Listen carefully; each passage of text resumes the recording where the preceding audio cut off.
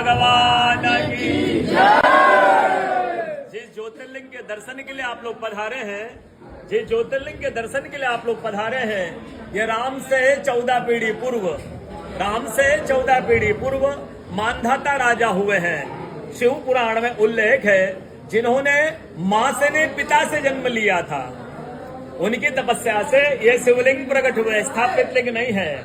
जिस प्रकार आरती करते हम प्रण अक्षर के मध्य, ओम अक्षर के मध्य, यह तीनों एका जय शिव ओंकारा।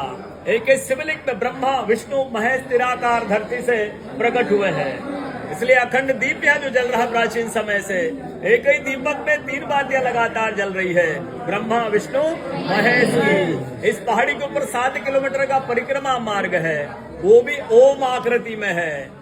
जो पर्वत पे हम प्रभु के दर्शनों के लिए खड़े हैं, यह पर्वत स्वयं शिवलिंग की आकृति में है। चारों तरफ नर्मदा मैया जलहरी बनकर बह रही है। पूरे 12 ज्योतिर्लिंगों में शयन आरती होती है, लेकिन बाबा का विश्राम ओंकारेश्वर ज्योतिर्लिंग में है, तो उनके शयन के लिए झूला पल्ला चौपड़ पासे बिछाए जाते हैं।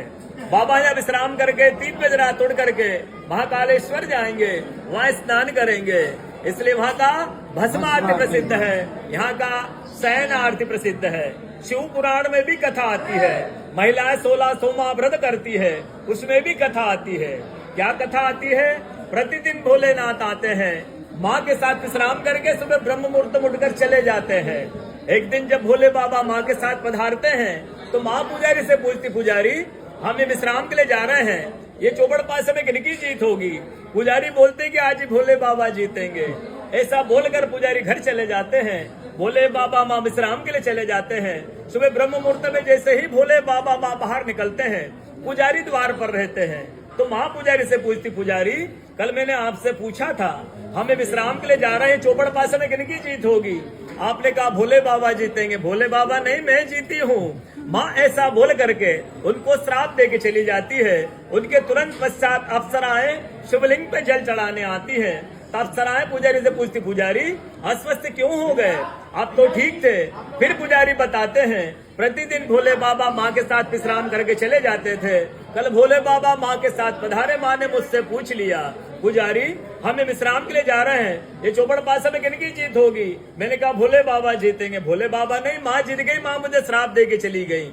अप्सराएं बोलती, चिंता न करो, हम अंदर जाते हैं, अंदर जाकर शिवलिंग की पूजा करके आते हैं, फिर इसका उपाय बताएंगे।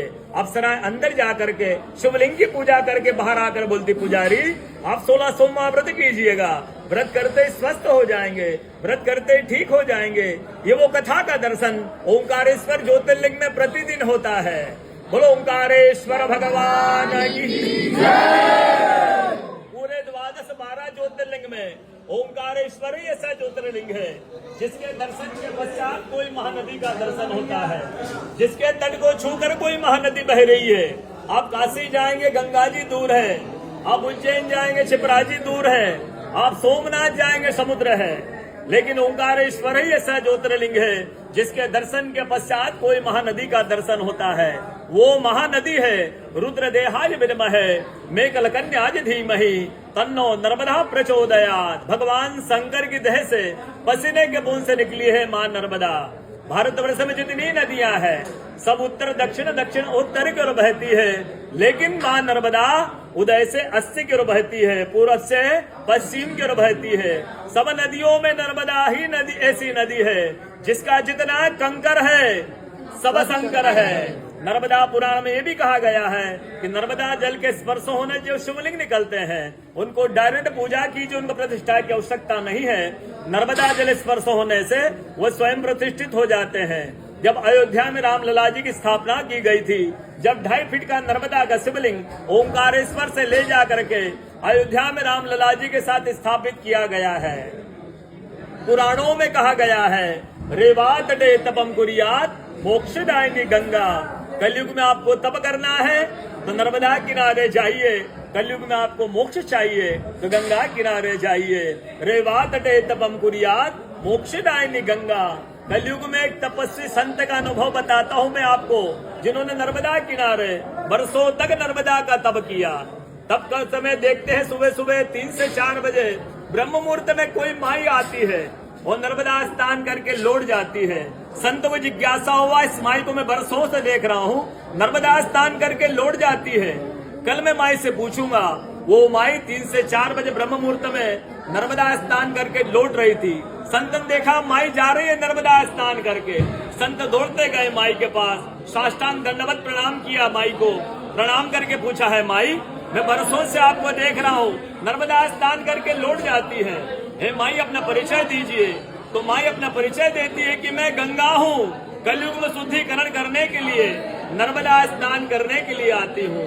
बोलो गंगा मैया की जय, नर्मदा मैया की जय, ओंकारेश्वर भगवान की जय, कथा के आनंद की जय, सारे भक्त और भगवान की जय।